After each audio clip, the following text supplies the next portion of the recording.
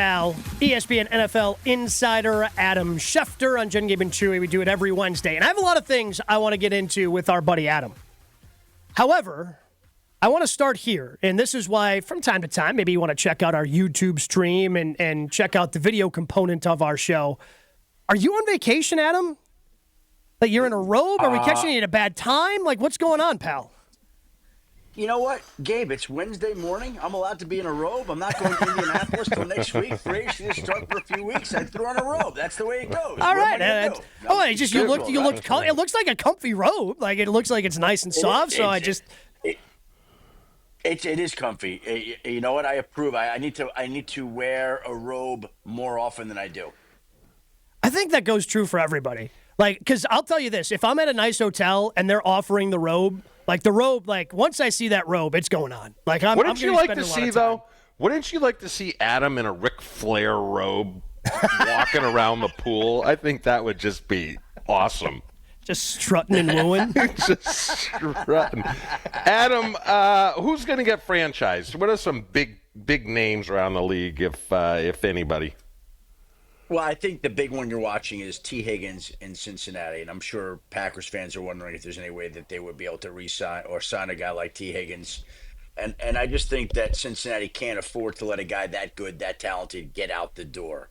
It's just not good business. And so I would think that he'll be tagged. The Vikings restructured Byron Murphy Jr.'s contract to the point where he can't be tagged. I thought he might get a tag. So the tag will be in play for Sam Darnold. If they decide to do that, it'll be pricey. We'll see whether they go in that direction or not. I think the Chiefs could put the transition tag on their guard, Trey Smith. The franchise tag, the cost would be too prohibitive in my mind, but a transition tag would be about $21 million, which I think would be more in line. So that's certainly an option for you. And outside of those three situations, Cincinnati, Minnesota, Kansas City, I'm sure there may be another tag that sneaks in there, but I don't see a lot of tags this year. It's going to be a quieter year on the tag front, and the tag period started yesterday. It goes through Tuesday, March 4th, so we'll see if and when anybody uses a tag. With Darnold and T. Higgins, is it more likely you think that the Vikings and Bengals use the tag to try to negotiate a longer-term deal, or do you think they tag just so they can get something in return and then trade those players away and let their new teams deal with whatever contracts they end up getting? I think T. Higgins is in a little bit of a different category. I don't know how the Bengals will handle it. Now, they once tagged Jesse Bates twice. Teams don't like to tag players in general. They certainly don't like to tag them twice. If they could avoid that, it's not conducive to getting a deal done, and then you run the risk of just losing the player after the second tag. It's also unlike Cincinnati to tag and try to trade a guy, especially when they're in the window to try to compete for a playoff spot and go far in the playoffs. And we've had their quarterback, Joe Burrow, publicly lobbying for them to keep as many of these players as possible, right? So to me, it would make sense to look to deal T. Higgins, but I don't know that that's what the Bengals are going to do. And Sam Darnold, like if you're going to tag him, I don't think you're tagging him to trade him. I think you're tagging him to have him be a short-term stopgap measure until you can figure out whether or not J.J. McCarthy is healthy enough and is your guy for the future. Adam, is Aaron Rodgers a possibility in San Francisco if the Purdy contract talks become contentious?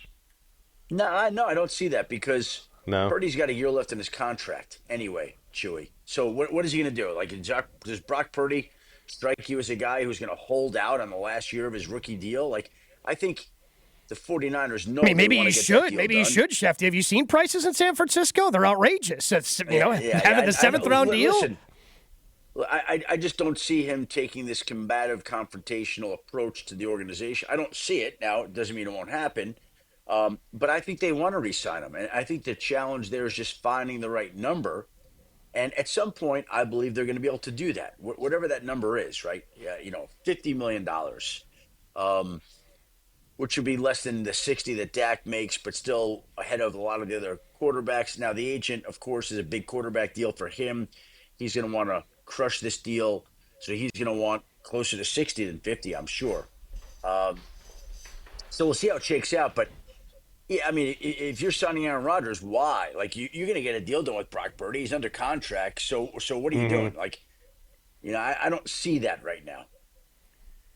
Adam, when are we going to see some of these potential players start to get released? We're about 2.5 weeks away from that legal tamper we've window. We started seeing it. Okay. We started seeing it. I mean, you saw yesterday, and it's not big names, but the Browns released 𝘾𝙃𝘃, the running back. The Eagles released the center, Nick Gates. The 49ers released a veteran linebacker. Like, you're starting to see that. Like, these are some of the simple ones that teams are doing. But now, I think as we get closer, I think over the course of the next week, you'll start to see some bigger, higher profile names being released and that free agent pool expanding. And it's not a great free agent pool this year.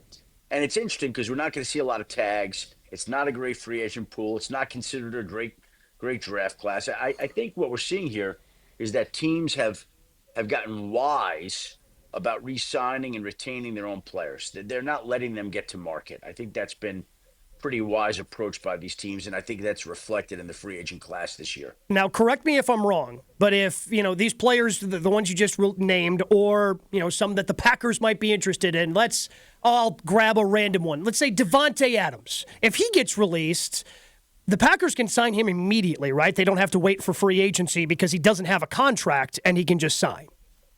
Correct. The players who are released are eligible to sign right away.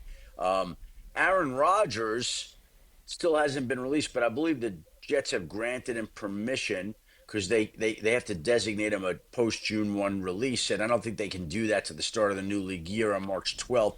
So I think they grant him permission to go talk to teams to begin to plot out his future, but he can't sign anything or get anything done until the middle of March. Adam, have you heard anything about Jair Alexander? Things have been pretty quiet here. He's even been quiet. Have you heard anything about trade or release or when they're going to do it? Sure, I got to be honest with you. The Super Bowl ended last week, right? I kind of dialed it back. I haven't He's in a robe, too. So, come on, man. Exactly. Chewy, I was busy putting on my robe, not checking on Jair Alexander's All right, future. All right. I got something a little lighter for you. I was trying to pick out whether I wanted my Ric Flair robe or my white bathrobe or the black one, or steal like my wife's pink one or whatever it was. I decided to go with the white robe this morning. All right, I'm going to go a little lighter here for you because I used to be a pretty big golfer. I'd golf probably, 15 years ago, maybe 70, 80 times a year. So my buddy sent me this list. Well, hold on. Before you get there, how many times a year do you golf now? I have not. 𝘃𝘃𝘃, when's the last time I golfed? 2 years? Yeah, probably. Yeah, 2 years. Combination of the body, ADD. I'm great for 3 holes. Okay. 3 holes. If I'm playing poorly, that's enough. If I'm playing okay, maybe 8, maybe 9. But I used to be a much bigger golfer. But my buddy sent me this list from X, and he sent it because I did every one of them. So you and Gabe answer this as I go. All right. Hole in one. No. Never. Broken 80. Yep. No. Hold out from 100 yards. Yes. Nope. Gabe's obviously a much better golfer than I am. Hit a house. Yep. Yes. Yep. Made a quadruple bogey. Without a doubt. Yes. And broke a club. Yes. No. You've never broken a club, Adam? No. Wow. No, I've never broken 80, and I've never broken a club. All right. Those are, Okay.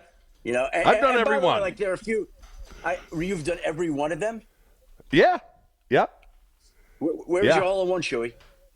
Where was your hole-in-one? At my club back home. It was the third hole. It was my third hole of the year. It was like in April, and a little 5-iron. Nice little butter cut in there. Went in the hole. Did you see it go in? I didn't. But really? We have a deal where my buddy's got to pay me $100. Everyone that I play golf with. But I almost had one the next day. hit it off the hosel. It never went higher than 2 feet off the ground and landed an inch from the cup. And I said, wow. If that went in, you don't have to pay me the 100 or anything. Just do not tell anybody. I would say this. If I could accomplish anything in sports, I would love a hole-in-one more than anything in my life at this point. Like, I would love every there's not a par 3 that I step up to that I don't think, well, maybe this is going to be the time. This is the one. This is the day. This is the day. And I remember one time I was actually on assignment following 𝘾𝙃𝘀𝙀 when she was a teenager and a big deal playing golf. And we were on the second hole of a course, second, third hole. It was somewhere in Honolulu. And I watched her hit the ball, and it went in the hole. It was a hole-in-one. I'm like, oh, my, have you ever had a hole-in-one? And she's like, yeah, 7. I'm like, oh, okay. No big deal to her at that point. 7. And maybe it was 6 or 7. I mean, it was a big number. I'm like, whoa, okay. Here's this 15, 16-year-old girl who just hit her 7th hole-in-one. You're like, okay, yeah. That's crazy. pretty Good. No big deal. Oh, my God. Before we let you go, Schefter, I want to ask you this, because we spent a lot of time on our show this morning talking about 𝘾𝙃𝙀𝙀𝙀𝙀, who is the Brewers' principal owner. Yesterday at spring training, he asked the question out loud, is my job to win a World Series, or is it to provide entertainment for families around Milwaukee throughout the course of the summer? Something that he said out loud. So my question to you is, if you own a sports team, what is your job? My job is to field a winner, because a winner entertains. I'm not thinking about fielding an entertaining team. I'm thinking about fielding the best possible team I can, because if it's the best team, it's going to win and it's going to be entertaining. Now, as I'm building that team, if all of a sudden it's winning and I see that there's an entertaining player available that could lighten up things and provide a little bit of fine, great. But that's not how I'm thinking in any way. I'm not thinking about, you know what entertaining is? Entertaining is winning. You know what entertaining is? The postseason. You know what entertaining is? Championships. That's entertaining. That sells. If you're doing that, I guarantee all the rest takes care of itself. It's sort of like, in a different way, like I always tell young people today, you shouldn't go into a job like, I don't like the answer, what do you want to do? I want to make money. Well, that's dumb. Go do something you love, and then the money will follow. Hopefully, if you're fortunate enough, right? It's the same thing with building championships. Go build the best team you can. And if you're building a winning team, that team's going to win games. And you know what fans like? They like wins. They find that entertaining. So that, to me, building an entertaining roster isn't even a part of the conversation. It's a moot point. Very well said. I can't think of any other way to put that. That is the best way to put it. Schefter, we appreciate the time. Enjoy the rest of your day just lounging around in the bathrobe. Woo! Well, I might be adventurous now and take the robe off now that I'm going with you guys. We'll see. and then after I'm done taking the robe off, maybe I'll go break a golf club, but I won't break 80, and I won't have a home run. There you go. Check one off the list. Adam Schefter, we love talking with him each and every Wednesday here on Jen, Gabe, and Chewy.